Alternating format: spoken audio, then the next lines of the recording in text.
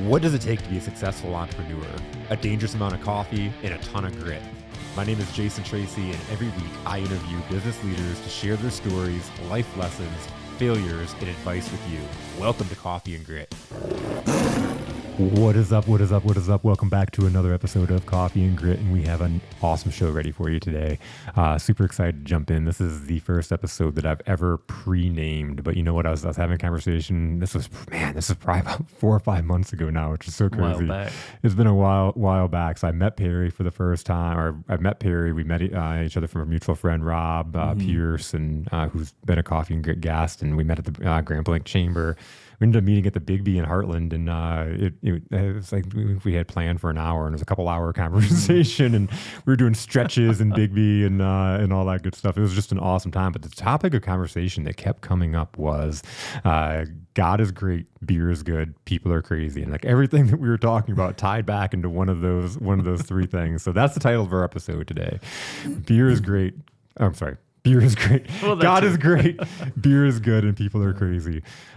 First off, I want to kick off, though, and talk about something. Today was the very first. We did our objection boot camp this morning, and I'm super excited about bringing this out. If you're an entrepreneur, if you're in sales, if you're responsible for revenue generation in your company or what you're doing, you've probably had an objection in your life. You've probably had these objections that they get thrown at you. And for me in my career, it's like, stop the insanity. Working with salespeople, being a salesperson my whole life, it's like we get these objections thrown at us, and very rarely do we take the time to figure out how to overcome them. And it's like, that's insanity. It's like going out over and over and over again, knowing what's about to happen and expecting different results. And so I partnered with another sales trainer who's been doing this for over 30 years. And way back in the 2010, she had what she called an objection boot camp. And so we partnered together and put together this really awesome event. Like Allen Iverson said, we're talking about practice. We're talking about practice. Because that is really what I've done so many trainings where, you're learning this passive information, you're hearing me, but then when you go out in the wild and you get that objection, it's like what Mike Tyson says, everybody has a plan until you get punched in the face. And what would you think is the hardest part about overcoming objection? Do you think it's the actual words that are coming out of somebody's mouth? It's the emotion that hits, right? When you get hit with that emotion, how do you respond? The Navy SEAL says that under pressure, we don't rise to the occasion, we fall back to our training. And so here's a good example. When we talked to Perry plays basketball. Perry's a basketball player too. So he can appreciate this. I love playing basketball. And any listeners, you've heard me talk about this before. Been playing basketball with a group of guys for about 13 or 14 years now. Got just inundated with it. Realized how much I love playing. And so I sought out playing more times a week. And so I started playing with this other group of guys, and wow, they were so much better than the group of guys I was playing with. These former college basketball players, a couple guys, former pros, or a couple guys that are still in college, younger guys, a lot of guys half my age. And do you think when I went out there and I'm playing against a better group of guys that I rose to the occasion? Or do you think I fell back to my training? Somewhere in between, maybe? Man, I did not rise to the occasion, that's for sure. It was like the game was moving so fast. It was the same game. Yeah, but it's not. It's not. The ball's like going off my hand. Everything's moving so fast. The guys are yelling at me, and it's like, just like in business, I have a couple choices. I could quit. I could point out and say, man, those guys are jerks. I never want to play with them again. Yeah. I can go back to my safety net and come back over here and not go out, and go back into my comfort zone. And I can just quit and not do that. But I wanted to get better. Right. I was like, I want to be here. I want to be able to play against these guys. So what did I do? I took a higher level of preparation. I committed to working out 5 times a week just so I could get in better shape to play basketball. Wow. And me and my son's 16, he plays a lot of basketball, so we play a lot together, whether it's in the driveway or we're going to the gym and we're working on our game. And then I play at least twice a week in order to put my practice into application. And so I'm super excited, all long-winded. We put together an objection boot camp. We're doing them every Monday morning, 9 to 10:30. If you're listening right now, you're entitled to a free session. Come on out, check it out and see what it is. It's teaching you a framework on how to think on your feet and overcome those objections. But then in that environment, we put it into place. We put it into action. It was so cool today. How many people, when the pressure's on, you start telling. You start telling people about your services and your products and why you're better. And guess what? When you tell people, they resist. When you ask people questions, they want to assist, right? Yep. And so it's all about getting better. You want to know more information, reach out or check out the website, www.roar.consulting, and you can check out and sign up for a session there. Like I said, Monday, 9 to 10:30. It's every Monday. We're doing them at the Brighton Lighthouse right now. So super excited. With that rambling, with no further ado, super excited, Harry. Thank you. My pleasure. My pleasure. It was a little adventure today. So Yes, yeah. You rely on technology, and then all of a sudden it leads you astray, and you're like, oh, maybe I need to think about things when I'm doing them. Isn't that crazy? Because we rely so much on it that It's so easy.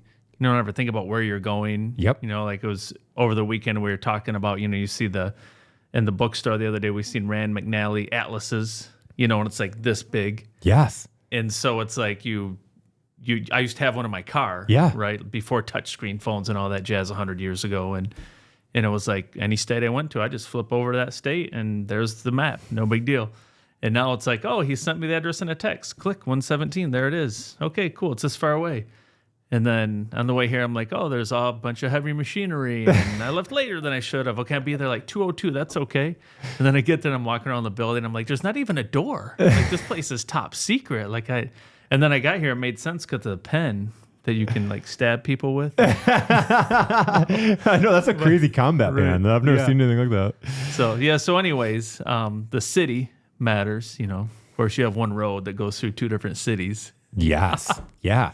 In that address can put you on two different. Yeah, there's also east and west. Yeah. And I actually called Aaron from ATA because I knew that they had been here at some point. And I was like, should I call Aaron or Joe or Rob? And I was like, Rob's on vacation and Joe's been really busy. Aaron's really busy. Going through the Rolodex. Yeah. So anyways, and I'm talking to him and he's like, well, what do you see? And I'm naming off stuff and he's like, I don't know where you're at. So I called you and you're like, I'm at the corner of Grand River in Michigan. I'm like, are you in Howell? Yeah. You're like, yeah. Like, yeah, but where are you? Yeah. So luckily it's just down the road and there's a free vegetable fruit stand. So hopefully. Yeah, I should have grabbed a couple of peppers. There's like this real nice vegetable stand right there. And I'm just like, like you're doing one thing, but you can't help but notice. I'm like, there's a stand, but there's no box for money. And I look in the sign, it says free produce. And I'm like, oh, that's cool. So super cool. Just a free produce stand in the middle of town, and all the shops right next to it are all closed. They probably went out of business because the produce is free. No, what I love about that though, so is weird. This place is called Speakeasy Podcast Studio. So you're probably looking for the secret door. I'm where do I got to go do the secret I'm handshake? looking for like the stairs, like going into Cheers, that goes like down behind something. You're out in the middle of nowhere. It's like all this stuff is run down and there's a Dr. Pepper machine like right in the middle. You go and you hit 7-Up and then the thing opens. There you go. Yeah. Did you ever go to the one in Fenton?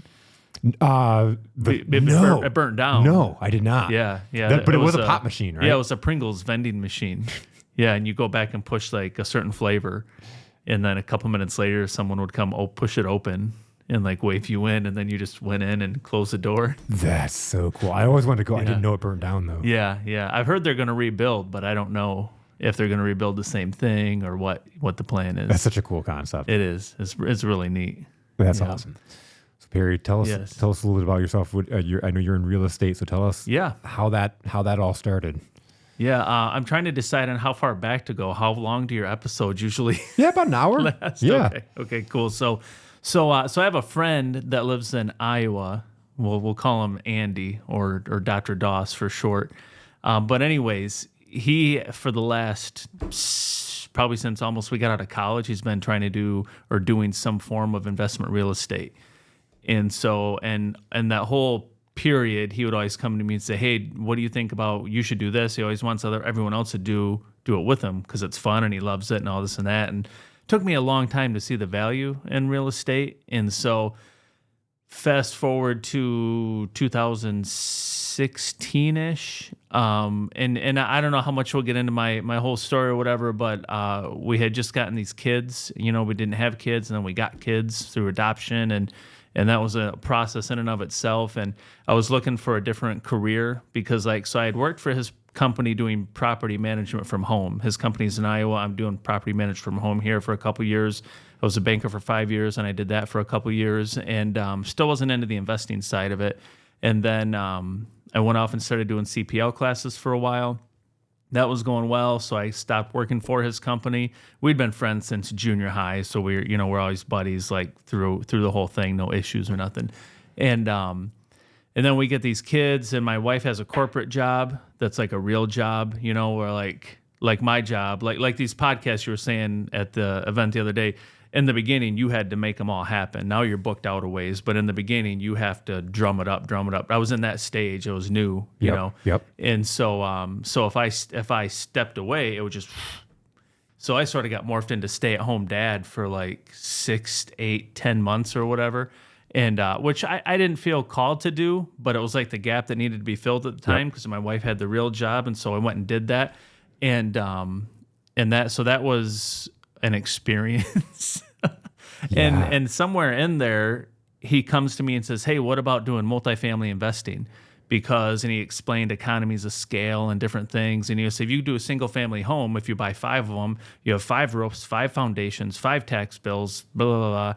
And when someone moves out, you're down, that whole unit's just not making any money while they move out and you switch it over to a new person, blah, blah, blah.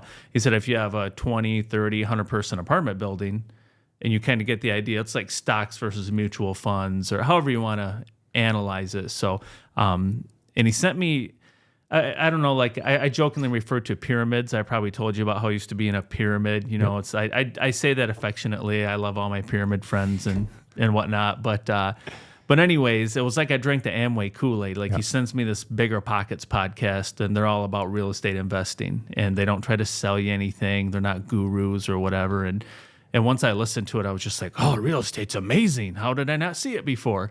So then we decided to start a path towards investing. And when you do that and you don't have any money or experience or know-how about it, you're just interested in it, you just got to start where you can start. So it's not going to be a full-time job in the beginning because you don't have it can be, but it's not usually going to produce in the beginning. Yeah. So I needed something else. You can put the time in, but the results of a full-time job the results are going to trail, X amount of months or years behind. Yeah. So anyways, so we start... me and him and another guy, our other business partner, Dave, we start planning, and we start meeting once a week. And at the same time, the kids are getting ready to go to school for the fall. And so when they go to school, that kind of loosens things up a little. I'm thinking about, I really like the real estate idea, and I need something different because I still did CPL classes here and there, but not a lot because we just didn't have the time. And being a brand new dad to 3 kids that I'd only known for a short time, I didn't want to, that's all nights and weekends. And I just wasn't willing to make that sacrifice of time. I needed something more flexible. So then the natural conclusion was, I like real estate. I've been in sales. I worked as a banker. I've sold tractors. I've sold furniture. I've had a weird resume. And so if I was to put the whole thing out, right? Like if I was ever going to apply for another job, which good Lord willing, I won't. But, it's just like you can make it look one way or another, but there's really been a lot of different places where divisions shut down, laid off, during the recession, whatever. So anyways, so I start looking and getting my license. I get my license at the end of 17, start working January of 18. And that's how I got started into real estate sales. And at the same time, we started analyzing deals. Well, in 17, we started analyzing deals. Everything's kind of a blur. I'm trying to remember 16 or 17, but whatever it was, we started analyzing deals and eventually bought an 18-unit apartment building and a couple other smaller things. And we've been working our way through that. And that's sort of a part-time thing because, again, if you don't have tons of money or resources or knowledge to add value to someone, then you can't really get paid. Bringing? Yeah, you can't get paid for wanting to make money. Now, if we can figure that out, it's like the Adam Sandler movie. That'd be the ticket. I want money. I need money. That's where you come in. Yeah, exactly. Yeah. So I did that, and that's how I got rolling in it. That's a really cool story. Yeah. It's there's more to it than that, but I don't want to put people to sleep with all the details. How, like that's a pretty awesome experience going from 0 to 3. And what's those ages like? And what does that look like going from 0 to 3? Yeah. So on that side of it, when we met them, they were, let's see, when they officially moved in, they were they had just turned 2, 6, and 11. Okay. And when we met them, all their birthdays in November, December. So we met them the summer before they turned. So really, they were 1, 5, and 10 when we met them. And I guess since I'm trying to filter myself appropriately because there's distant cousins of mine. And so there's certain things I'm trying to figure out, like I don't want to just put out there or whatever. But anyways, it was a huge blessing. We wanted kids. We'd been trying to have kids, and we didn't have any yet. And we're always open to the concept of adoption. Like that wasn't off the radar. We just hadn't considered it real seriously. And then a situation unfolded where this distant relative of mine, the kids were taken into foster care, and then I didn't know they existed until after they were in foster care. Then short of the long, we found out about them, and we were like, oh, and they were like, well, if you want to talk to the social worker, here's the number. So we called right away, and then we went and met the kids at a park that's up north of here, an hour or so, and just fell in love with them right away. I mean, they're just 3 beautiful little kids. You wouldn't know any different. And so we met them and fell in love with them. And it's funny because my wife, like I remember, like we get in the car and I'm trying to like be thoughtful and intelligent, and I'm like, we need to pray about this and whatever. She's like, I want those kids. And I'm like, and that's exactly how I felt. But I'm like, well, we need to pray about it. I'm like, I want them too, though. Like, it's just, and so it just unfolded. You got to go through a process. You got to get licensed. The government's got to have their say to make sure you're not a whatever. Yeah. So. Yeah, so then, so that was June 30th of 16. We met, got to start spending time with them. And then it was like, once we met them, we had to wait like 3 or 4 weeks before we could see them again, which was horrible because we're just waiting and waiting, right? And so, but at the same time, we were able to start on our licensing, and that's like I don't remember how long a process it normally takes, but it took us a few months to get the foster and adoption license done and out of the way. You got to go through these classes, and it's painful, like, because you got to go and learn stuff that's wrong and shouldn't happen in the world, and you got to learn about it. And once you get your license, you're like, I forget what it's called, but if you're a teacher or a certain job or whatever, that certain jobs in our society, if you do certain things, you're legally obliged to report certain things to CPS or what, all these things. I've kind of forgotten the details now because our license expired because we got them, and then once they moved in officially January of 17, and then we ended up being able to finalize the adoption in May of 2018. And so now I have an 18-year-old in college, 13-year-old, going into 8th grade, and then my 9-year-old is, you going into 4th grade. My wife started homeschooling last year, the 2 younger ones, so it's wild. Like just, awesome. And being a parent is like that anyways, right?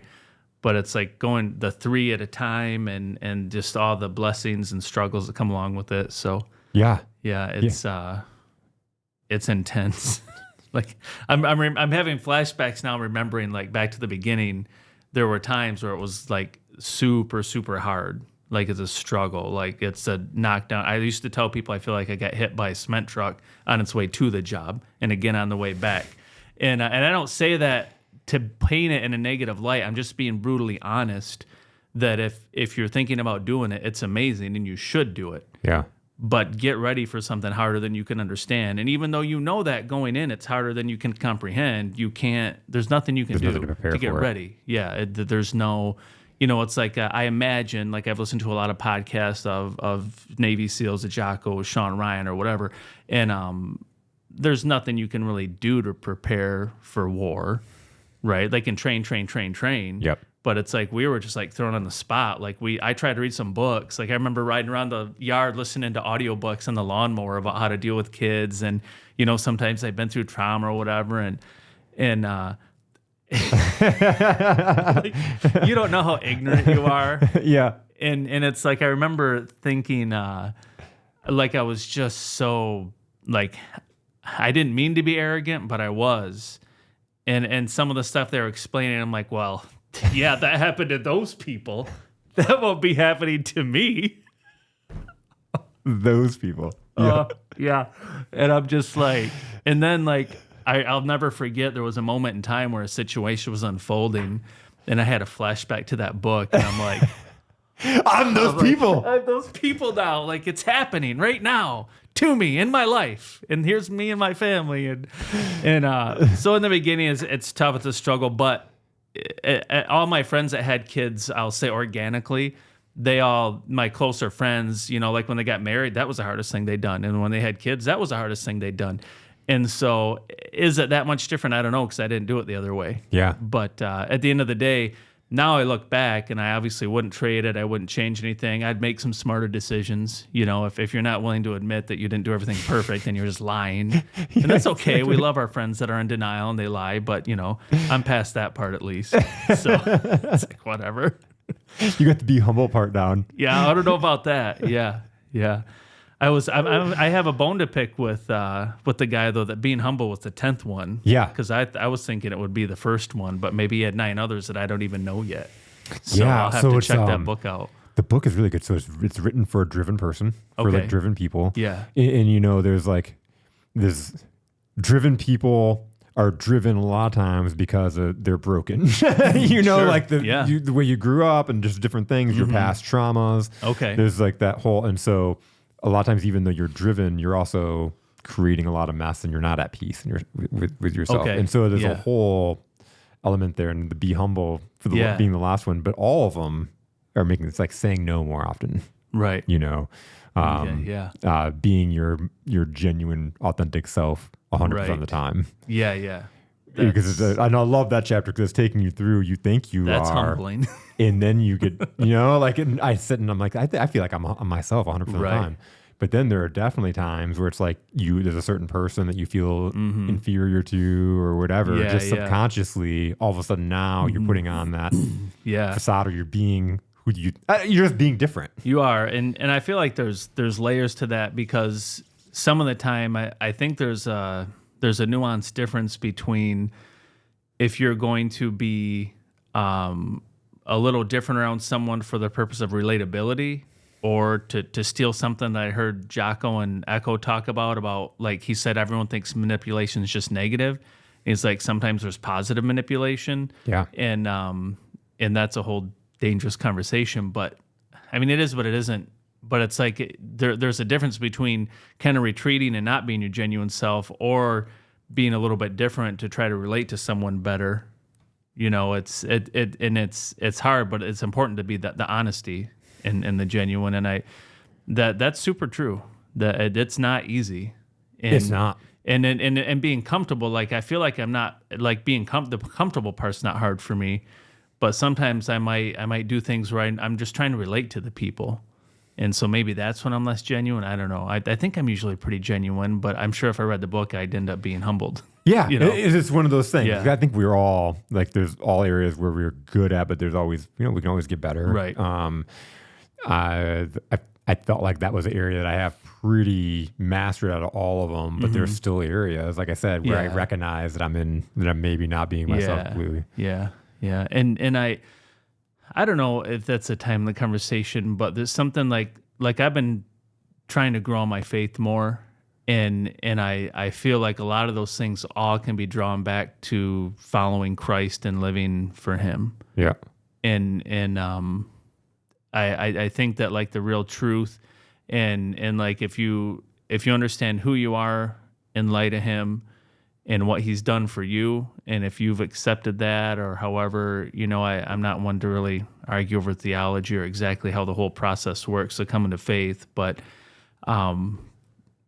I think that is what ultimately I feel like everyone's got a God-shaped hole in their heart, and that's why I jokingly like that phrase, God is great, because like the rest of it's funny, but that's so true, and like He'll cover you, He'll take care of you, and you can rest in that and know that since He made you and He made you in His image, you can be yourself And if you're genuinely yourself and you're kind-hearted, people will love you, and they'll love you more than the facade you thought you had to put on. Yes. And it's like I try to communicate that to my kids, especially my two older ones are daughters. Yeah. And the whole concept of fitting in and the poisonous realm of social media and in our culture and the beer is great, people are crazy side of things. Yep. If you just accept you and love you like God loves you, you should be cool with who you are. And then when you're able to relax enough to do that, everyone will think you're awesome because you are. But when you hide it with some baloney, it's not that they're not going to be mad about it, but it's just not the same. It's not as enjoyable to be around, and the real you's not coming through, I guess. Yeah. So I had this client several years ago, and he was a state champion football player, state champion wrestler, was like a great athlete, went to Detroit Catholic Central, and had this certain, people thought he was this person that fit in the football, wrestling, jock, like this. And this guy is like an artist. He has like this certain, like he's just, he's a totally different person than the facade that he's being, because he's raised by his parents to be a certain way. And so like we're sitting in, he got to this point in his life, and we're going through this session. He's talking about how he's miserable when he's with his friend group. And we're going through it, and he was like, I'm like, why? And he was like, well, because I got to be this. And I'm like, why do you have to be that? He's like, well, because they wouldn't like me if I was this. And I'm like, how do you know? And he was like, well, I guess I don't, but they always assumed I was this. Well, be yourself. Try it. And if they don't like you, they're not your real friends. And you're miserable anyways, trying to be someone else. So you have nothing to lose. Nothing. Yeah. Nothing. Why do you want to spend so much time trying to be someone else so other people like you? That's the logical outcome to almost every situation of that. And I love how we just walked it through. Yeah. It's spot on. It's spot on. I remember in my younger days, I was never like dating a lot or whatever, but it's like making new friends, or if you're going on a date when you're single or whatever, you just don't, it's the same story. Like if you're going to end up married, then you'll have something to laugh about at worst, right? Right. And if you're not going to end up married, it doesn't matter. It doesn't matter at all. And if you have this, I'm not sorry, this is just the truth. If you have this concept, and I don't mean to hurt anyone's feelings out there, if you think you can have a good friend of the opposite of whatever you're attracted to, and be happily married, you're wrong. I'm sorry, like I don't know anyone's personal life, and I'm not trying to get in their business, but it doesn't work. It doesn't work. So it's like second, third grade stuff. But anyways, yeah, I'm not here to give relationship advice, but that is that's a tough one. Yeah. Somebody there has feelings. They do, every time. Yeah, every time. Yeah, I told my daughter this, and we have different conversations, and I'll leave the names and the details out of it, and she'll probably never even know this podcast exists. But it's like I told her that, and she's like, well, I think it's okay, and she's young. This is like a couple years ago. She was 16, 17. Well, because she's coming from a pure and innocent intent. Yeah. Yep. So of course you think it's okay, but I'm like, I'm telling you what the boy's thinking. Yep. And the flip side is, because I'm pretty sure at this time she had a boyfriend, and they're still together, that I said, well, put yourself in the opposite situation in the other person's shoes. How would you feel if your boyfriend was blah, blah, blah? Oh, I guess I wouldn't like that. Correct. I love this, because me and Adam were just having this conversation. Yeah. Like how we were waiting. We were waiting for really? You about, exactly. So like this exact scenario almost, which is funny. Yeah, it's not something I plan on talking about. I know, that's why it's so funny. Yep. But it's like, it's serious though when we think about it, because I fear what other people thought of me dictated my life all when I was younger. Okay, yeah. I think it did for a lot of us. For a lot of us. I think for all of us, and I think for even the, I would say, especially for the kids that say, I don't care what other people think. Liar. Care the most about what people think. Yeah, They're telling you that because they care about what you think, That's a situation where whatever they say, it's usually the opposite. It's usually the opposite. I'm very smart and strong. Right. So it's like, it's one of those things like, if we could give that to our kids, that that wisdom that we Yep. get as we get older. And sometimes not everybody shakes out of it. No. But I know that for me, like that worry about what people think about me or that worry that Yeah. I don't really care anymore. No, I care what God thinks. Yeah. And I'm not afraid to share that. I'm not going to cram it down people's throats or be all preachy to people. But if they have questions, I'm going to do my best to answer them or point them to someone way smarter than me, which is easy to do. I'm friends with a lot of people like that. Yep. So yeah, it's and you know, I think like I feel like I remember hearing my parents talk about stuff like this, and they say, "Oh, that person really came out of their shell," and I think that's what that meant. And I remember a cousin of ours, their son, they were up here helping us with some stuff a year or two ago, and they were talking about how like he all of a sudden went from being sort of like a typical teen and typical in a negative way, like kind of ornery and arguing, to all of a sudden just kind of like coming into himself. And that's like the process. It's like he just evidently realized, oh, I can just be nice and be who I am.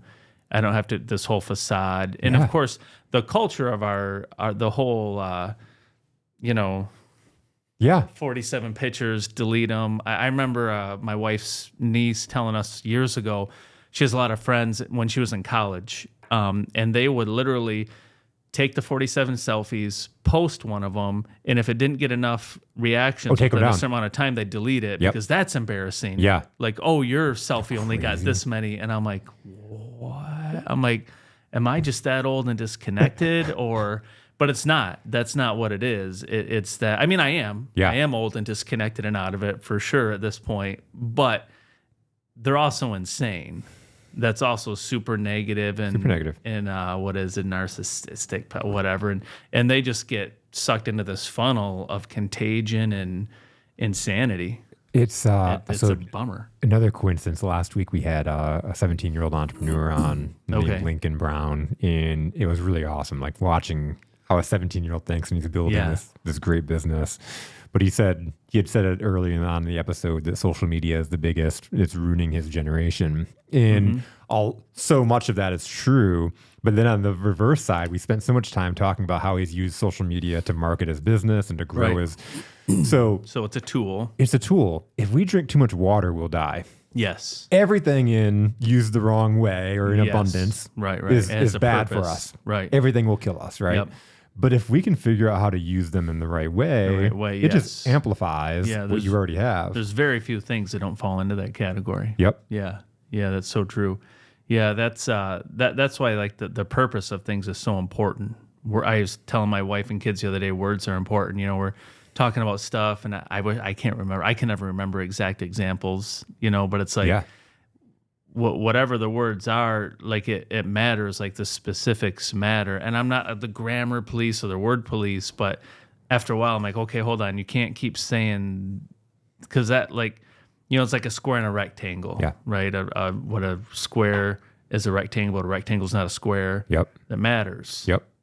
Because like matters. this table wouldn't be as comfortable to sit at with 4 people, right? Or Yeah. you'd be too far. Whatever. It Yep. just it doesn't. So it matters. The specifics of the words matter. The When we think about definitions matter. words, like I know that somebody's going to lose as soon as they tell me the word try. They're going to Yeah. fail whatever mission it is that they're going after. For years, I've listened to lion coaches talk about how they're going to try something. I don't hear Dan Campbell say we're going to try anything. We're going to No, get up. We're going to bite do kneecap. this. We're going to do this. Yes. This is what we're going to do. This is where we're going. Right. This is how fast we're doing it. It's Yep. not we're going to try to do this. I remember several years ago, my wife, our date night was going to the gym, and she was like being very hesitant about wanting to go. And she was like, what are you trying to work out tonight? I'm like, I'm not trying to work out anything. Nothing. When I go, this is what I'm going to do. And Right, she was yeah, like, yeah. oh, okay. And it's just that switch, that vibration. The Yep. words matter. Yeah. So my kids' brains you can't stop. I'm blaming the society. Could be my fault. Could be they were Not born your that way. I don't know, fault. but Yeah. I'm gonna take responsibility. But like, they'll say, "Oh, are you trying to blah blah blah?" I'm like, "No, I'm not trying to do anything. I am doing it." And I've said that enough to get tired of my own voice saying it, but I don't care. And it's like for them, it's like this backhanded question. It's not an insult, but it's like, "Oh, are you trying to?" No, I am riding the bike up the hill. Yeah. I'm not trying to ride it. I'm like, no, I'm not trying to do anything. I'm doing it. And it's that mentality. Like a minute ago, I said I can never remember the exact details. And when I heard myself say that, I'm like, oh, I always get on my kids. I can't say I can never. Yep. I'm struggle too, or I'm getting better, or whatever. Yep. But it's like you don't say negative things out of your mouth because then they go in your ears and it messes up your brain. Messes up your brain. There's 1,000 books written on it. They're literally, I mean, it's science. We have on the reticular activation system, you know, like it's a little filter in our brain that like the words that we say programs our brain to look for what's important and what has value to us. Right. And so when we say we're not good at this, we look for reasons to support that. Yeah, it gets written down. Yeah. It gets I tracked. suck at remembering people's names. Yeah. I can't remember your name, right? You Yes, know, like, so right, it's like, yeah. it's one of those things. It's like a big deal. See, I'm right. And you prove yourself right. And now you're a person that is this. Yeah. Lately I've been reading 10X is Easier Than 2X by Dan Sullivan and Benjamin Hardy. Okay. And they're the ones that wrote, and it's Dan Sullivan's information when Benjamin Hardy writes the book for him. Okay. If that makes sense. Yep, So yep. the who, not how, and then the gap in the gain. Gap and in the now- game is so good. Yeah. And so I accidentally listened to him out of orders. I didn't even know. But like in listening to him and going through these things and I think, as far as I can tell, like trying to implement some of this stuff has literally helped already in my business. And all of a sudden these opportunities are happening. And then I notice myself doing like self-sabotage almost. Like sometimes I catch myself, maybe sometimes I don't. I don't even know. Yep. But like and I'm like all of a sudden I'm like, okay, I have these couple important things to do, and then I can do this and I can go home. And it's like all of a sudden my hand's reaching for my phone to scroll or do something stupid. And I totally have it all within my reach to execute on these things, and they're going forward and it's working out, and these deals are pending, and this deal could close, and this stuff's bigger than what I've done before, and blah, blah, blah. And all of a sudden this new opportunity for consulting comes along, and it's like all of a sudden I'm in a kind of a time pinch where I have the time to get this done, but it's going to be tight and close, and I better work real hard right now and get it done because there's too many things stacked up, and if I don't, it's going to be bad, you know, a week or two out. Yep. And all of a sudden I'm like doing something totally different. And I can feel this weird thing in my brain, and I'm like, wait a minute, this is the stuff I've been reading about for years, and this book just helped me figure out something different. And then I switch and go back to focus and try to do what needs to be done. And I'm not perfect at it, but it's you got to catch yourself. It's like one of the first, I don't know, self-help or whatever success books I remember reading or principles was Thought Pattern Interruption. And it's like when you start to say, I tell my kids, don't even use the C word. Don't say can't. Yep. Don't say that. Don't say but it's, I've also realized recently that everyone's on a different journey in a different spot. So I remember there was this book called The Slight Edge, and I don't remember the author, but when I read it, it was very impactful to me. And I don't remember, I thought it was impactful. I don't know if it really changed any of my actions, but mentally it was, and I remember I sent it, I'm like, you got to read this, blah, blah, blah. A buddy of mine read it, he's like, I didn't get much out of that. And I'm like, oh, that's weird. And I never thought about it again. Yeah. But it's like, it depends where you're at, Yeah. you know, and how much you've done and implemented. And, it's a spectrum of spectrums in your brain, right? Now, he could pick up that book now, and it could really resonate Could be with totally him. different, yeah. And I might get nothing, or I might actually get more out of it now. Yep. Right, because you're in a different place. Yep. So, yeah. You read stuff that you didn't see there before. Oh, yeah, for sure. If you wanted to be on my leadership team, it was a requirement that you read this book, Okay. and we had a study group around it. Like, What it is wasn't it? just a leadership and self-deception. Okay. It's written by the Arbinger Institute, and it's a fictional story, but it really takes you into how we sabotage ourselves in communication, and how we sabotage ourselves in our relationships, and how to get out of that. Right. And the first time I read it, I was literally on an airplane with a guy that was a general manager of the company that I had taken over as a sales director, and I was trying to pull this company out of bankruptcy. And me and this guy were like oil and water, right? And this guy was like rooting for my failure. And I'm sitting on the airplane, and I've like turn this guy into an object, right? He's like my villain, right? And I'm sitting and reading this book, and I'm just like crying because I'm like relating to something that happened with my wife that like it totally resonated. Sure. But then as I'm sitting there, it's like, I think about this guy like he's an object, and it's just made me switch and start treating people differently. Right. That's cool. So it's a very powerful book, but it's one of a those big deal. things. every time I've read it, I've now read it at least 25 times. Wow. Every time I read it, I get something different out of it. Yep. Wow. Interesting. I'll have to check that out. Check it out. Yeah. There's another book called Anatomy of Peace. It's the same, and they're Okay. both the same. I read Leadership Similar. and Self-Deception first, so I Yeah. like that one. It's also in a business setting, Okay. where Anatomy of Peace is they're taking their son to rehab. It's the prequel to the book. It's the same characters in both Okay, books. okay. It tells a really good story in both. I recommend both of them. But Same author? same author. Okay, It's by okay. the So Arbinger they're- Institute. Okay, right on. Yep. Very cool. Yeah, awesome book. But it's one of those things. Again, when you're reading one, it might not be your time to Right. need that information. Right. So, second ago, so we were talking about real estate and everything. We talked Yeah. about this before you got on. You were talking about and you mentioned a second ago the consulting and coaching. Tell me a Oh little yeah, about that. yeah. So there's a couple different things that I've been blessed to get to start doing lately. So one of them is coaching at our office. So newer agents coming on, or agents that have come from other places that didn't have the training that we have. So I'll just do a shameless plug real quick on my broker and his company. He's a certified continuing education instructor, meaning he can teach the whole gauntlet of Con Ed, from fair housing to legal to everything. And normally, brokers or owners of companies have to bring in an attorney to teach the legal part. Well, he went and got certification for all that. He's real big on training. Like, his number one thing is integrity. Number two is competency, basically. That's my wording. He doesn't word it exactly like that, but very strong Christian man, very high integrity, and very good at what he does. 35 years in the business. He's been in his own company for over 20 years. And so he's very serious about that. And we constantly see things in our business that aren't as positive as they could be. And just to avoid being on a negative rant, I'll just end that there. But it's not real estate, it's the culture, whatever.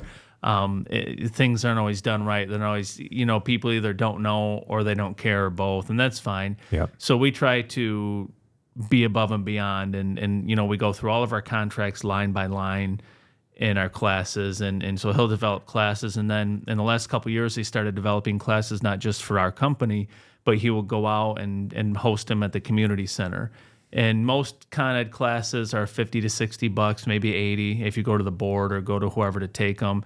He prices his at $25 or $30, and then doesn't take a dime from it. He gives all the money to local charities, and we invite other agents from around the community that we've done business with, or people that we know, and people that we think are high integrity, high character people that would appreciate and benefit from the information. And so there's a handful of brokers that attend the classes from other companies that own their own companies. So I'm blessed to work under his tutelage, I guess I'll call it. Yeah. And then lately we've been trying to grow and have some of that his how-to stuff is primarily how to do your job as a real estate agent, how to do it the right way. Yep. We haven't always had a lot of how-to on the sales side because we just didn't have it yet. And so, like, how to market, how to make calls, all that stuff. So, and I've been in sales for a long time. I'm always very comfortable with that. I always tell people I'm missing the part of your brain that makes you afraid to talk in front of people. Yeah. So, like, Very valuable. yeah, it is. It's really, really the best part to be missing. I think it's the only part missing, but who knows? We cannot confirm nor deny. Yeah, we don't know. We haven't had it scanned yet. But so, anyways, so I get to do training on the coaching and the sales side, kind of like what, and so some of that will be me reinforcing or teaching the how-to stuff that he specializes in, that the people either haven't gotten yet, or maybe you've only been through the class once, where I got to go through it 4 or 5 times in the last 6-7 years. So I like that because I like teaching, and the Zig Ziglar quote: "If you want to get what you want, help as many other people get what they want first." Yep. And I really feel like that lines up with loving your neighbor. You had like in the Old Testament, there's like hundreds of laws, and then Moses got the 10 Commandments. We're still in the Old Testament, but then like in the New Testament, the guy comes to Jesus and says, "What's the greatest commandment?" And he says, "Love God with all your heart and love your neighbor." And so it's like when you break it down, it's like loving your neighbor is helping other people achieve their purpose, right? Like in we talked about earlier, the purpose of something, that's why it matters, because there's a purpose in everyone. But pursuing that purpose is what's important. So it's like one of the first things I'll do is I meet with most of them one-on-one and talk with them about why are you here? Like, what, 24 years ago, I was waiting tables and I was a trainer for waiting tables at Zenders and Frankenmuth. Yeah. Chicken City, and I wear the pirate outfit with the poofy white shirt and they call them I'm getting a mental picture, which is awesome. Yeah, so I'm carrying chicken and and how tall are you? like 6'4". Yeah. Okay. Yeah, so I could carry a lot of chicken. So it's fun. But I'd always tell people when they came in, I'm like, what are you doing here? They're like, what do you mean? I'm like, why are you here? Like, if you hit the lotto, would you do it for free? Well, no. We're here to make money. And that's okay. But you got to be real nice to people and bless them. Actually, I came to faith when I was working there. So in the beginning, I wasn't saying the word blessed because I didn't know what it meant. Yeah. But as time went on, things changed. And it was like whenever I was working, like, I'm not. This is a positive manipulation. I'm not doing this in a nefarious way, but I'm trying to get the money from the people's pockets sitting at my tables into my pocket in a fair exchange on voluntarily for how great of an experience I brought to them. And when you went to the once or twice a year customer service classes that are taught by the owner of the company, that's what he encouraged. He wants you to treat people like, make them feel at home, and do all these things. So anyways, so I meet with people and talk about, like, why do you want to sell real estate? Like, what are you pursuing? Some people want a little extra money. Some people want a real estate empire to rule the world. Yep. Some people are in between, and that's all fine. We'll figure out what you want to do and why you want to do it and go from there. And then that kind of morphed into group classes and just expanding and creating systems. And I tell them I want to help them create a system to help them run their business. And if we all do it together, we can create that excitement, that synergy together and learn from each other and copy each other and do that and have a support system. So like I tell people, back in the day, you used to have the Rolodex or the black book, like you were talking earlier. Now it's all on our phone and it's password protected or whatever. But if I still had the Rolodex, I'm 1,000% confident I could take my Rolodex and put it on our conference table at our office and leave it there for 4 weeks, and none of my coworkers would touch it. Yep. Because they're not like that. Yeah. And my late father-in-law used to say, rest his soul, he would say, Perry, if everyone was like us, we wouldn't need keys, we wouldn't need locks. I'm not going to go in your house because it's not mine. I'm not going to take your money or your car because it's not mine, and I wouldn't steal. And I was like, and he like was a very pragmatic guy, and he was really smart and successful guy. And but he literally meant, like, you think about it, like locks, keys. Imagine no locks and any doors anywhere, just the sheer convenience, the simplicity, and it's a utopian idea. But unfortunately, we have sin in the world, and that's a whole different subject. But so I get to do that, help train agents, and I like doing that. And then the whole consulting thing just started recently. I had a client that I've got to do a few real estate deals with, more than a handful, I'll say. Wonderful couple. They have their own business. He's also an employee, pretty high-level corporate job. And in his corporate job, they're expanding all over the country. So like Knoxville, Kentucky, Baton Rouge. They're looking at a place in Maryland.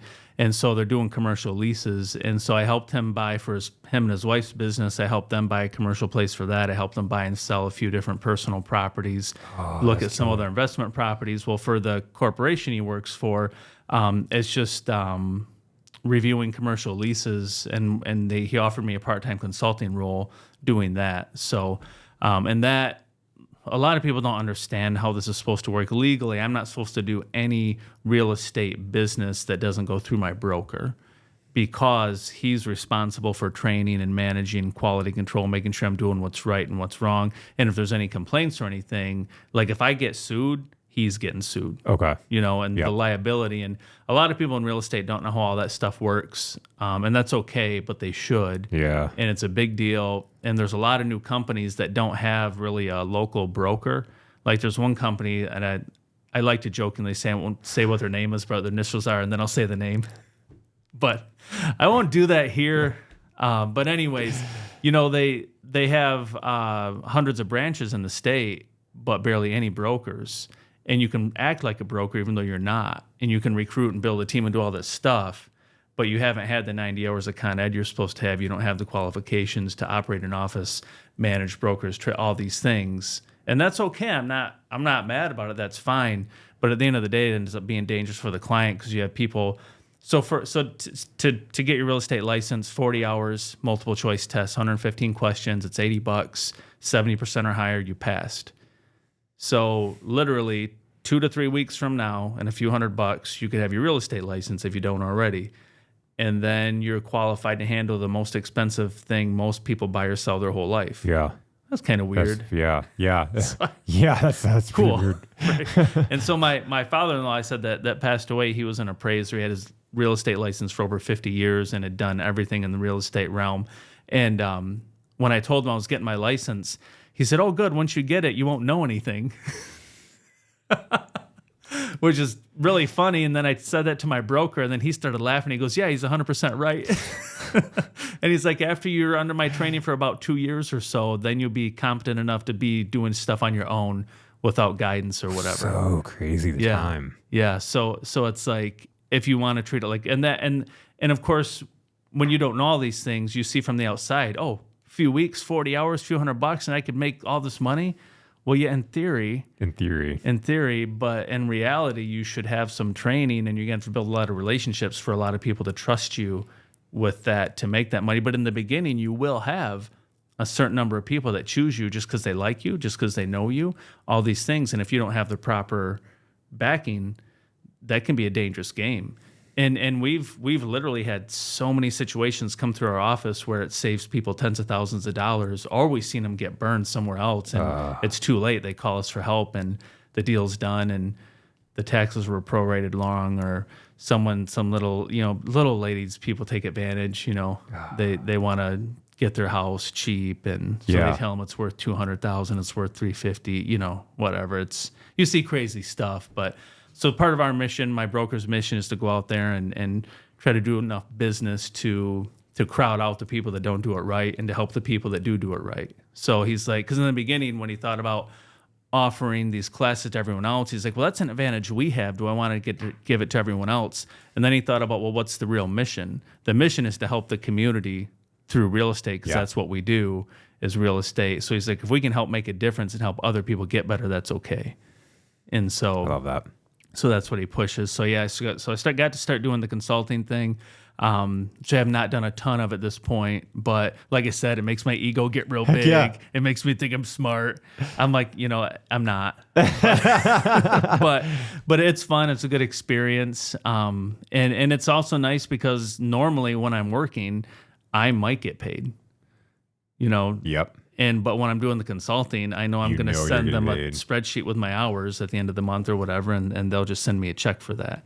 And then I send my broker a check, and we split that up. So that's awesome. Yeah, and then it's cool because since I'm doing it the right way by going through him, like I could have just kept it as a side thing and not said nothing, right? And I don't know, like knowing what I know morally, that'd be wrong. Yeah. Not everyone has the training I have, so they wouldn't realize that it's wrong to do it that way, or they'd say, well, who cares? None of his business. I had a person in my family, rest their soul, who in the 90s, there's a certain president that did certain things a certain way. Now, it could be two different people, so you don't know who I'm talking about. And he said, well, it's his business what he does when his wife's not around. And I'm like... You probably narrowed it down half. I guess I did. Yeah. So like, I'm like, okay. Like, I don't care if it's an R or D next to your name. That's not okay. And 10x versus or 2x, 10x is easier than 2x. They constantly repeat how you do anything is how you do everything. Yeah.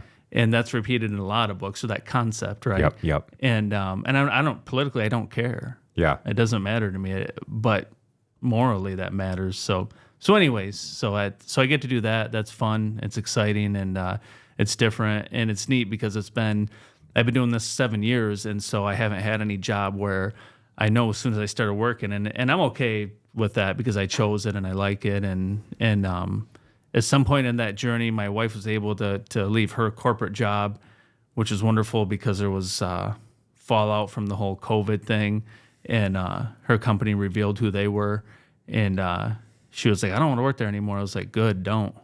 We're blessed that you don't have to. Yeah. And make some adjustments, but it's not like I'm Daddy Warbucks, but like, we're blessed to always being conservative, a little bit of Dave Ramsey type stuff here and there. And I could give you a whole nother hour on my opinions of finance after being a banker for 5 years. I bet. Yeah.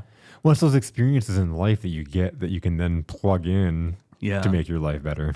Yeah, it does. And when you live something and you have certain ideas and then you get a job. So like I had personal financial struggles, messed up my finances. I'll give you the 10-second version, and then got on the path to figure out how to do it right and fixed them.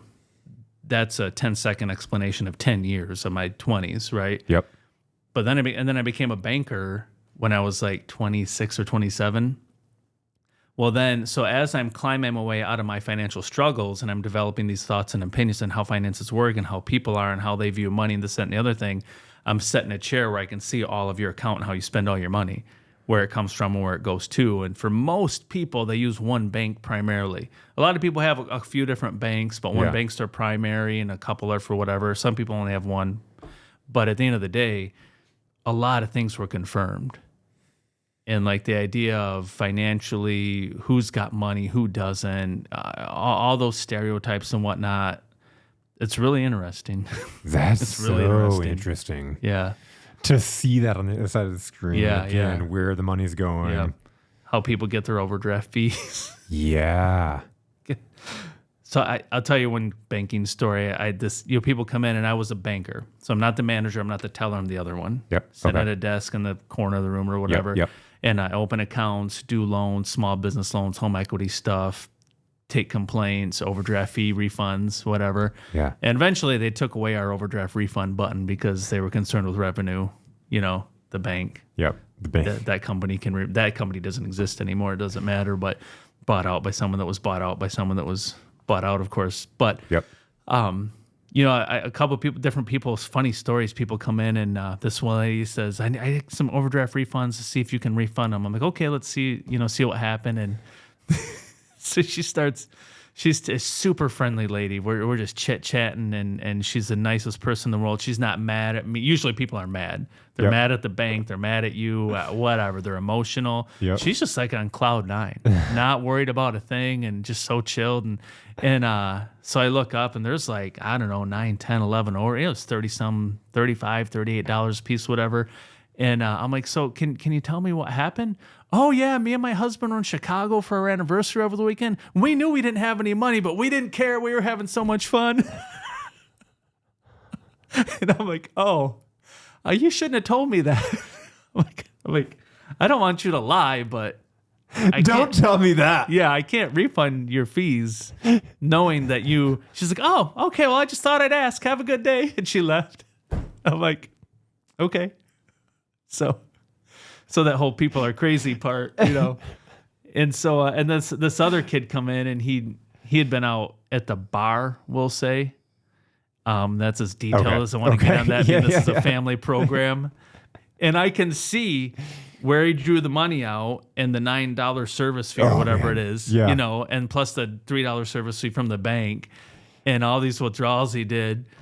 And he comes in, and that wasn't his first offense. It's your first offense. You get one or two. And he's like, "Yeah, can you help me out?" And he waited to talk to me instead of talking to one of the ladies.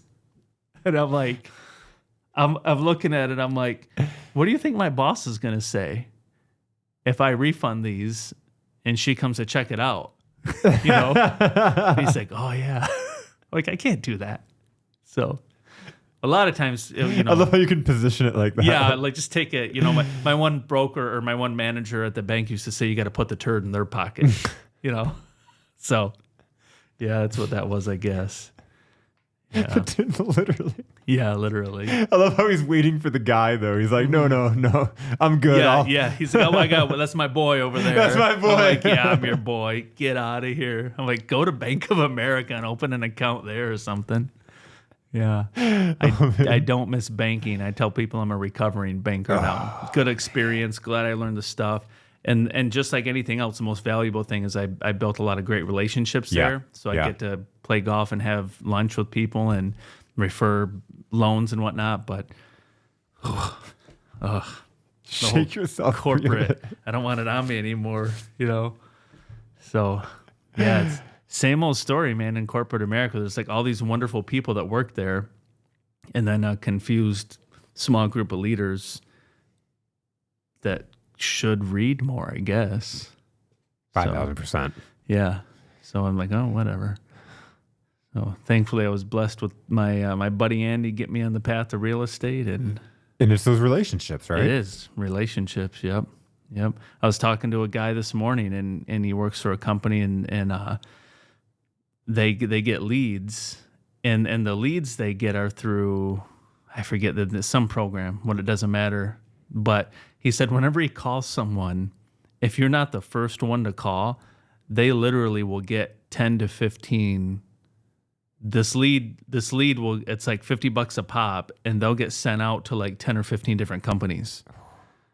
So you got to call, but you got to be the first. Because if you're not, they've got hammered. So he's like, I'm sorry, I know that, and she's like, you're the 8th one, and I got another one beeping in right now, and I just hit submit 20 minutes ago. Oh. And so to the coaching realm, Yeah. like I have a coach, like for real estate business stuff, right? That I, that's paid nicely. And we meet twice a month, and that whole program is based on building relationships and getting referrals.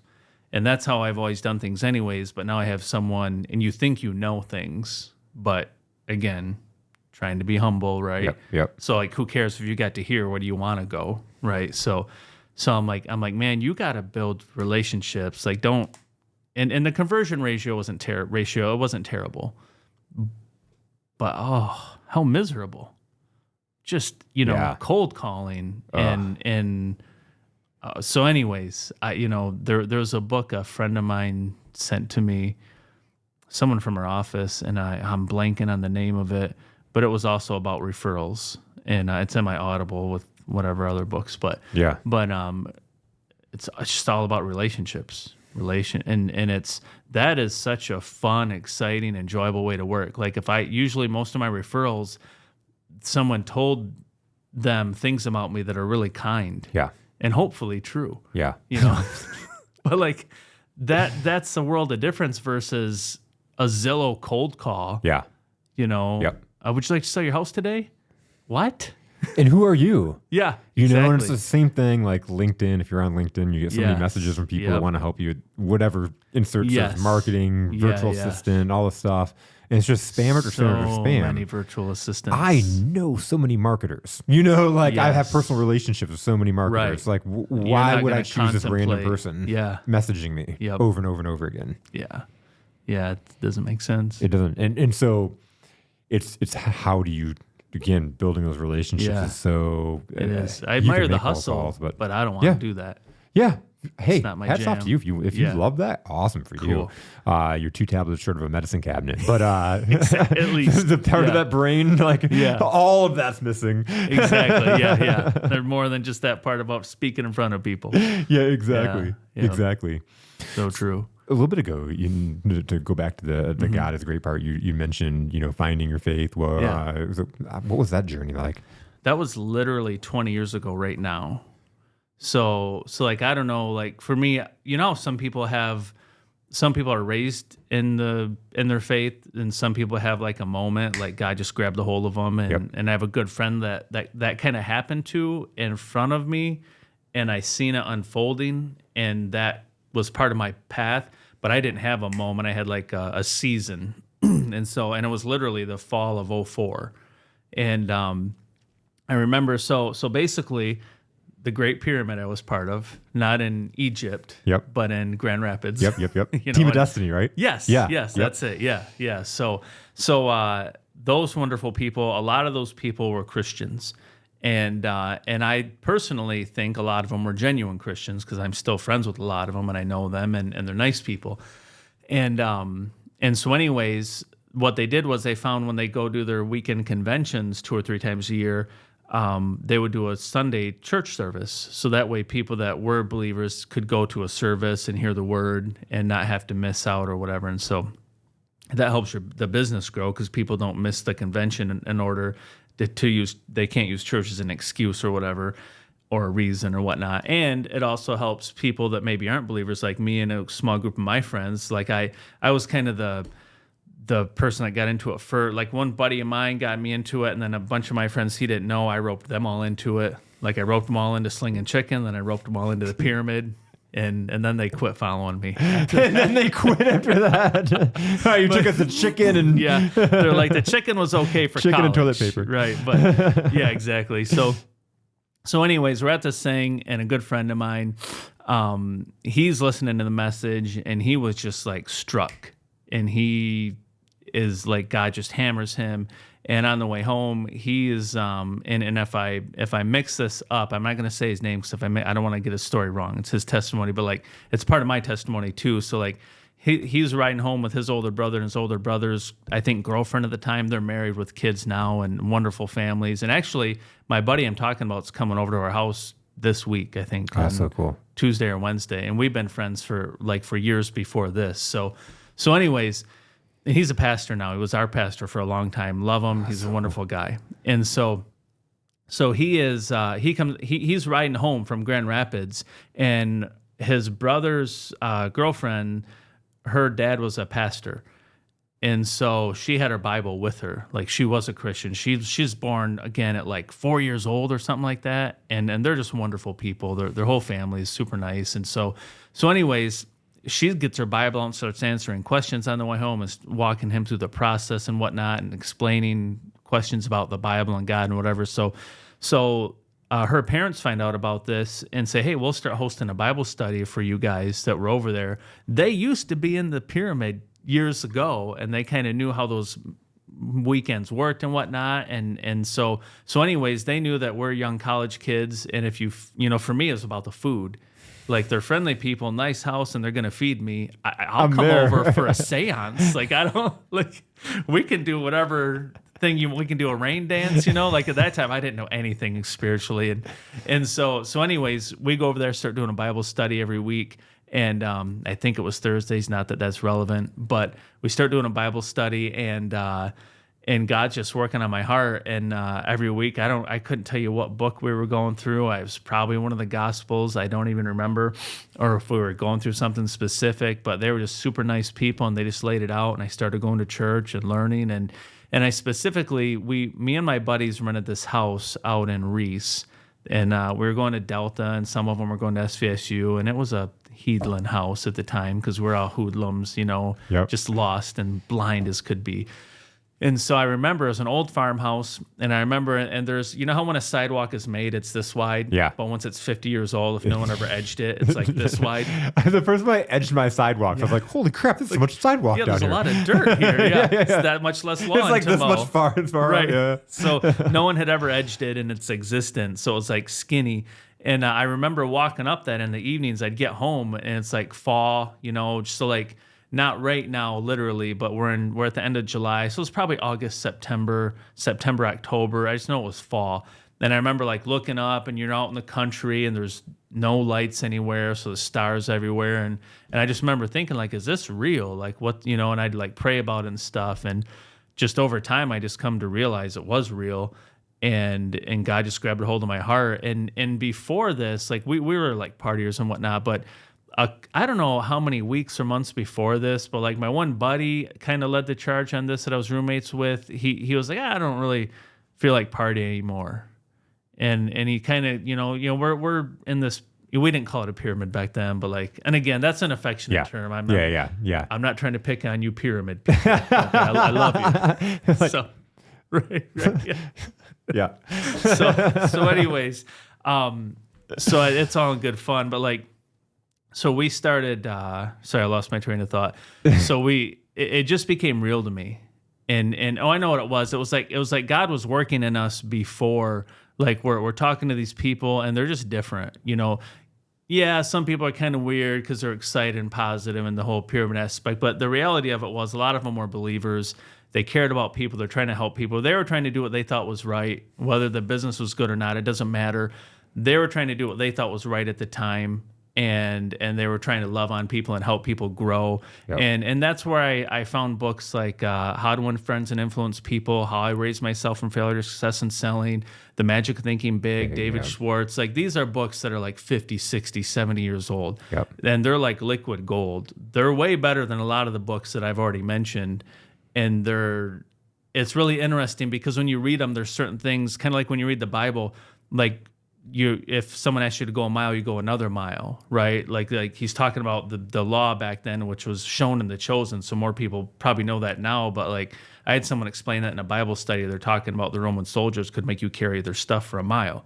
And then he's like, and then in The Chosen, they show that you go the extra mile or whatever. So sorry, that makes sense. Yeah. Yes, yeah. So like I started learning and going to church and eventually realized like, wow, like I believe this through and through. Went through a church class, got baptized, all that stuff, and that was like literally, it was fall of '04 and that process started. I don't know the date I got baptized because I was just not into tracking things back then, and I didn't have a magical little box to put we can't go back to our calendar from back then and be like, oh yeah. Just Google calendar search baptism. Yeah. So like, I didn't have my whole life wasn't handed over to Google at that time. I had just started giving my life over to, God, not Google, right? Like, it's like they have everything, but that's a whatever. Yeah. So anyways, yeah, that's how that got started. And in the beginning, it was like you're young and you have less responsibilities. So like the church I started going to, there was a 10 o'clock service, a 12 o'clock service. In between, they had donuts. No. So I was like all about it. Like in the beginning, I'm like, I don't even care. I'll come down here for the donuts. Like I'm just so food oriented. Like I'm working at a restaurant, I can eat for free there. On Sunday, I can go to church and get donuts. And then after you're mapping your life by the free food. Exactly. This morning, I was drawn to that building inexplicably by the free produce stand. Right? I was like, you're in the wrong place. You're like, well, you should consider moving it because there's free peppers. Yeah. So anyways, I start going to, they have a discipleship group in the afternoon for college age kids. So I start going to that. At one time I was even singing in the choir. And like, so I'd like get to church, like for choir practice, it was like 8 or 9 and then 10 a.m. service, eat some donuts, 12 p.m. service, go eat some lunch, discipleship group, then we play basketball or dodgeball or whatever. So I'd be at church like all day for there was years that went on, 3 years, I don't know. And I'm still, it's really interesting because you fast forward when you're young, you don't know how things are going to unfold or who you're still going to be connected to 20 years down the road. Yeah. But now one of the people from that discipleship group, a couple of them I've helped with real estate, but I'm still friends with a lot of them. And one of them's looking at getting their license. We have this license advocate program, which is kind of fun, where you're not an agent, but you have your license. And I don't know, it's just been a blessing. And it's like there's been times where I was closer to God and further away. And now my all 3 of my kids have come to faith. They've been baptized. My wife, of course, and it's. I guess that's how I'll stop. That's how I got started. But it's more and more. It's hard to explain, but it becomes a bigger part of my life. I feel like more and more. Like the more I read the Bible and the closer I get to God, like the more. And all these books, like I said, like in my Audible library, there's 80 or 100 books. And my bookshelves at home, I get all these books, and it's wonderful. There's not a business principle or relationship principle I could find that I agree with that I couldn't actually just go find that came from God. It's all in there. And I know I hear all these crazy, I'm sorry, it's not crazy. It's crazy to me. Like a lot of people have different beliefs and that's okay. I'm not picking on them. You believe what you believe, that's fine. I'm happy to have a coffee and chat about it. But at the end of the day, it's like, I believe that I know it comes from the Lord above. And like I said, like everyone just has that God-shaped hole in their heart. And they're like, I was listening to, I literally finished 10X versus 2X this morning on my bike ride. And I re-listened to the conclusion later on while I was driving just because it was interesting, a few things they said. And I feel like a lot of the authors, a lot of authors I hear, I feel like they're really, really good information, but I'm always listening to it. My paradigm is a Christian worldview. And when people say, oh, you got to keep your religion and your politics separate or this and that, I'm like, you don't get it. If I think that's where the world came from and that's where I came from, how would I separate that? If I legitimately believe that, separating it is not literally possible. Yeah. Like that's your paradigm. And you read books about having a paradigm shift and whatnot. That's the shift to have. That's where you should start. Like, again, I'm not preaching to people, but I just heard a tragic story, and I can't get into really any details of it, but it's heartbreaking. It's very tragic, where someone had a really bad thing happen to them in their life, and I wish I could share more details because it's probably be helpful to people, but it's very private matter, so I can't. And but like this person, like they need Jesus, and getting Jesus doesn't mean all of a sudden The problems go away. it doesn't mean the problems go away, but you're going to be better equipped to learn how to deal with them and how to focus on what you should focus on. And so often when we're going through a struggle, our focus, I feel like, starts to turn inward, and it needs to go outward. How do you help other people? Because that's what really, like you talk about happiness and joy or whatever, real joy and happiness is going to come from serving other people. Yeah. It's like this elusive thing. Like that's what I was about to say a minute ago, and I get sidetracked and interrupt myself all the time if you didn't notice. But in the conclusion, he references Jefferson writing about the pursuit of happiness. And what he's talking about the gap and the gain. Mm-hmm. And you remember, like, it's the idea, I haven't even read it yet, but he references a lot in 10X and the idea of your goal being on the horizon. Yep. Right? And it keeps moving, so you can never really attain it. And then you measure yourself by it and you feel like a failure and all that. And it's like Yep. so like, and I obviously you got to read the book to get it. But to me, that helping other people is what really, and I've seen this play out, man. I've been to Relay for Life. You go 24-hour thing, Walk for Cancer. People that aren't even believers. It doesn't matter who you ask or who you're around. When it comes, you see these videos online. You ever scroll through these? There's a couple channels dedicated to them.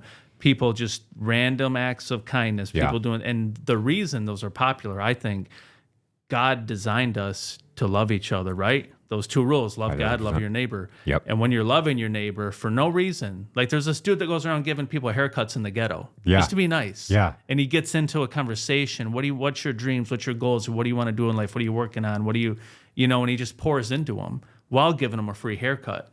And that's heart touching because he's loving that person. He's helping and serving. And so when you serve people that way, it don't matter if you're selling real estate, doing a podcast, selling coffee, 5,000%. operating the engineering board, you're going to be blessed because you're pouring into other people. Yes. And so like when people go through those tragedies, you just want to love on them and point them towards the one that knows like that he's the only one that can really complete you. He can complete you in a way that you don't comprehend. So powerful. Yeah, I don't know where that came from. I blacked out. It was awesome. That is just awesome. It's just it's the way to live.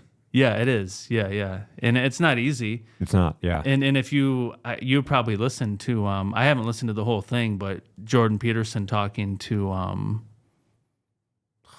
I haven't listened to much to Jordan Peterson, so I've not listened to what you're talking about. I'm trying to remember. So he was on the Sean Ryan podcast, and he asked him some pretty personal questions about his beliefs and whatnot. And he was talking about the Christian belief system, and he said, "Well, do you believe it?" And he said, "Well, yeah." And he said, "Well, I mean, do you really believe like?" He said, "Oh, do I believe Jesus is the Son of?" Well, sure. And like I love it, but it's frustrating because I feel like he always kind of sidesteps it and gives a scientific answer. And I want to know if that's where his heart's at. And that's okay that he didn't push for the answer. And I love Jordan Peterson either way. I mean, I'm not saying I love his stuff. I agree some, I disagree some, but as a person, I love you either way. I don't like whether what you believe or not, that's okay. That's what I'm called to do. And I believe there's value in that. But also his explanation of the Christian faith, he's like, it's the hardest option. And he explains it in a way I can't even possibly start to regurgitate. So I'm not going to get into what he said, but it's a good interview. Like Sean Ryan is a very genuine interviewer. Yeah. Like he's like this, like he just has a conversation and it's, there's no, it doesn't feel like he's trying to accomplish something when he talks to someone. It's just an open, honest conversation. I mean, and he is at times, he's trying to get certain things answered. He has maybe some questions he wants to ask. But there's no like feeling of an agenda. Or anything, yeah, he has an agenda. So it's pretty interesting. But yeah, I think that it's the hardest path, and I don't say that because it's a path I'm trying to do. But I really believe like it's to love your enemy? Are you kidding? That sucks. Yeah. Like someone cuts you off, and instead of flipping them off and yelling, which I embarrassingly still fall to sometimes, Yeah. you're supposed to be nice to them. Yep. Or that's that's a shallow example. But when someone that's in your family does something hurtful or whatever, and like to love those people, the people that are closest to you can hurt you the worst. Yeah. To be loving to those people, or whatever it is. To evil people, right? Yes, that's hard. It's hard. Yeah. It's very, very hard. And then you question why. You know, Right. Why does this, what does it all make sense? They can go out and do bad things and I just have to forgive them, or, Yeah. Well, 'cause, like, it doesn't help you to have you're at your best when you have that peace. Yeah. If you retain that hate towards someone, you're drinking poison and expecting them to die. That's all there is to it, and it messes you up. And you to have the peace to just to let go of it, give it to God, and then that's way better. It's not easy, but it's better. To go back to leadership and self-deception, we were talking about this book a while back, and this ties in really, really well with cutting off. The main concept is of the whole entire book is that we objectify people. Yes. So like when somebody cuts us off, right? They're an object. They're somebody that got in our way. They're a Ford F-150. Yeah, they're a Ford F-150. They're not a man with a wife and a kids and a mom. Yeah. So I had this one day, I'm reading this book, right? I had this one day, I'm dropping my kid off at elementary school.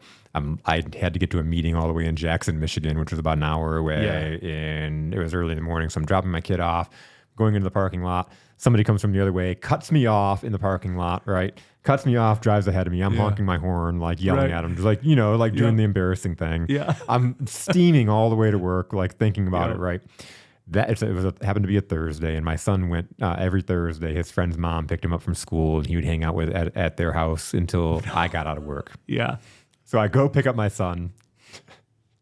The mom comes out and she's Amber. She's like, "Hey, I saw you this morning. I was the van that pulled out in front of you." And I was like, instantly, that wasn't an object anymore. That's Amber who's taking care of my son every Thursday. This is a person that I was like, and now I'm like completely embarrassed, right? Yeah.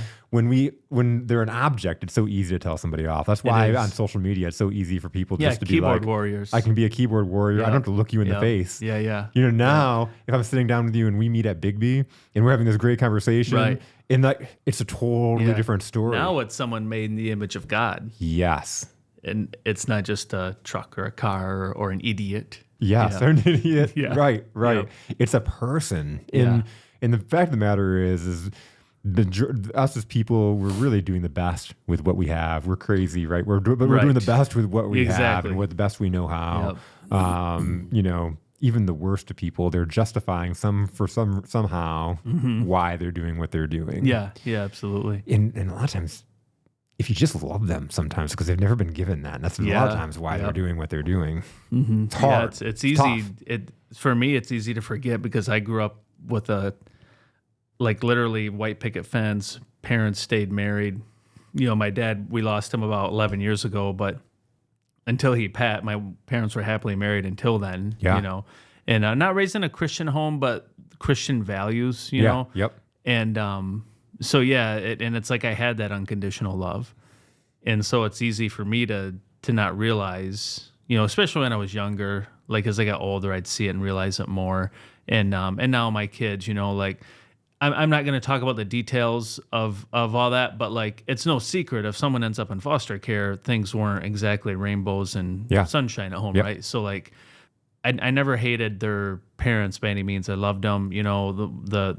I'm related to one of them, and it's very difficult to go through the process of, because when we met them, they still had their rights. Legally they hadn't signed off or been taken yet.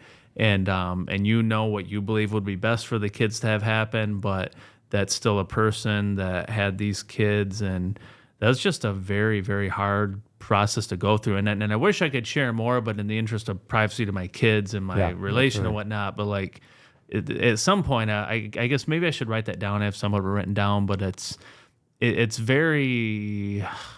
heavy situation to go through. There's like just a lot of gravity to it.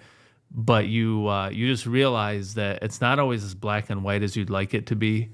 You know, like you would like it to just have a clear like enemy or friend. Yep. And it's just not, and that maybe that's why God says love your enemy. I don't know. Yeah. But it's and then I'm not saying that their parents were my enemies by any means, because I loved them and they're, but it's it's not an easy thing to navigate. It's really, really not. It's really not. And I think probably your faith in God really helps you through some of those struggles. Yes. Yeah, absolutely. Yeah. And it's interesting because I guess whatever I do, I want to glorify God, but I don't, I didn't really think about a lot about what I was going to say today, but I thought about it a little because I knew it was happening today, but I didn't really think I was going to come on here and talk about God however much of the time. Yeah. But it's just an important thing to me. So, it's been an awesome message. We didn't talk about beer very much, but I think we did talk about. I do like the taste of beer, but I just don't drink it much anymore. Yeah. Yeah. It's funny because I know too many people that have struggles with it. And I've seen that touch families in so many ways. Yeah. It's like, I love listening to our pastor where we go to church now. Whenever people ask, is this okay? Or is this not okay? Or is this right or wrong? He always says, well, let's see what the Bible says. And a lot of people already know this. Like the Bible doesn't say you can't drink. Like Jesus' first recorded miracle was turning water into wine. Yep. So to say that he's against drinking is kind of weird to me. It does say don't be a drunkard. Where's the line? Hey, it's between you and God. Yeah. So like, but it's like at the same time, I have a friend that's a Nazarene, and he's a pastor, and he says, well, the Nazarenes just don't drink at all. So that way, if you have a problem with it, you're always good in the company of a Nazarene because you don't have to worry about us drinking and that being an issue or stumbling block for you. And so I'm like, oh, well, that's pretty tough to argue. And I have a couple other friends that aren't Nazarenes that kind of live their life that way. Now, I don't go that far personally. I'll have a drink once in a great while. Yeah. Like when I was a kid, before I came to faith, I was real good at it, now I'm not. So, but it's like, I say that jokingly, but that doesn't interest me as much anymore because there's just not, it's kind of like, there's a time where I played more video games. Now I hardly touch them. I'd rather be riding my bike. I'd rather be exercising. I'd rather be doing something that adds benefit to other people's lives, or like when I work out, I can do that with other people, or at least makes me better, which makes me better serving other people, hopefully. So, and speaking of working out, I missed your F3 workout. Yes. I'm going to give an F3 shout out while I'm here. Yeah. Because I know you were in Fenton, right? Yes. Fenton group? Yeah. And I haven't been to it in literally a couple months because of a shoulder injury. And I went for a couple weeks when I couldn't do anything with my shoulder. But when they would do arms, I would do legs. But then when they did legs, I had to do legs. Legs every day. So it's kind of like, it just spin the wheel. Work. What day is it? Legs. Yeah, exactly. It's leg day every day. Yeah, which leg day's fun, but not being able to walk isn't. So, yeah, and now I'm training for a bike race, so that's okay. So now I'm just riding the bike a lot. So, anyways, that's awesome. But I love F3. A lot of great people there, and F3 Nation. F3 Nation. Yeah, that's. So have you been able to get back out there? I have not been back. Okay. And I've got to go back. It's one of those things of just doing it because that was an awesome experience. And it is. I love that episode. That was so fun. Yeah. Those two guys, Sam and Dingy. Jeff. Yeah. Schlitz and Dingy. Yeah. I love it. Yeah. That is it. They are really great leaders of men. Great guys. Those guys and Rob too. Like, Rob's been the biggest leader that stepped up at the Fenton location, and that guy just serves and works serves and works and serves and serves and serves. He's just talk about a heart. Stud. That guy. He is. Yeah. I got to watch a process of him come to faith. We go to church together now. We have a men's Bible study at our office Tuesday mornings. He comes to that. I used to work out with him all the time in F3. Yeah. But I'll get back to that sooner or later. I think I'm getting some therapy. I think it'll be back in action in a few months, I hope. So. I miss him because he was doing F3 and then he was coming out and working with me like 3 days a week. And, and he hasn't done that for several months. I miss seeing him a couple times. I'm going to tell him his arms were starting to get pretty big when he was on the Jason Tracy Dude, program, I know. He was starting to... It was Yeah. awesome. It was fun. It was fun. Like, I love working out with people because it's like watching that progress, and I love helping people like get the mechanics right. Yes, Like, yeah. Rob struggled with the deadlift, man. And I'm like, Okay. dude, you're gonna tear your back out. Like, don't do that. Like, help you, man. Let me help you. But what was really cool is we started off doing dips. Okay. And he couldn't do them. And to watch him progress to be able to get 15 Right. in, and like Okay. just to see that, Interesting. it's really cool. So I have a couple questions for you from what you mentioned in the opening. Yeah. That I almost forgot. I want to ask if you don't mind. Yeah, There's got to no, go be ahead. Yeah. listeners wondering these things. Yeah. Your son's 16. Yes. So is JV varsity area? Is he playing in Varsity. school? Yeah, Varsity, yeah. So he just finished his AAU season just a couple weekends Oh, ago. hey, so he's good. So he's Pretty competitive. He was basketball. playing He's pretty good. AAU. He got cut his freshman year in high school. Okay. And Michael Jordan. It's it's one of those things. Like there's a whole commitment thing in the sense Yeah. of like doing summer work, doing the Sure. summer camps and stuff Yep. like that, and he didn't do any of that The stuff. optional stuff. The optional stuff that's Yeah. not really optional. It's you go optional, do it, or but if you don't do it, you're not going to play. you're not going to play. Yeah. And that was his problem. And so then last year he didn't even try out.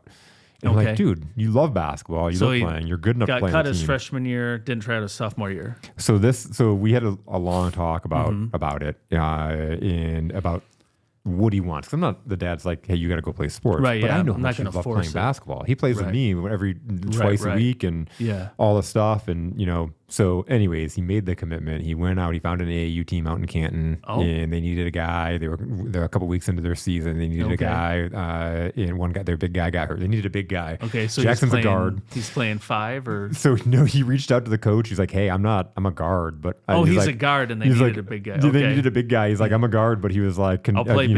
can I try out? And they're like, yeah, come on out. And so Uh-huh. he tried out and made the team. Okay. Ended up by the end of the year, he worked his way into starting. And Really? so just Good for him. Just confidence builder. Yeah, And yeah. He played with some really good kids. Played against Yeah. some really good kids. So I'm That's excited to see great. what he does with it. That's exciting. So I have a couple other questions on that, but I have to tell you, I broke my arm playing football my freshman year. Yeah. And didn't try out my sophomore year. It's probably similar. Like I'm not saying he was this way. I was just a dumb kid, and I didn't know like I was good enough to play. Yeah. I was just self-confidence issue, Yep. probably. Yep. And so, anyways, then my junior year I played, got put on JV, and then my senior year I played again and did okay. I was like in the rotation, but I was never like the stud on the team. Yeah. I played with several guys that were my size that were good, so it's like I was playing behind them, but I still had a lot of fun.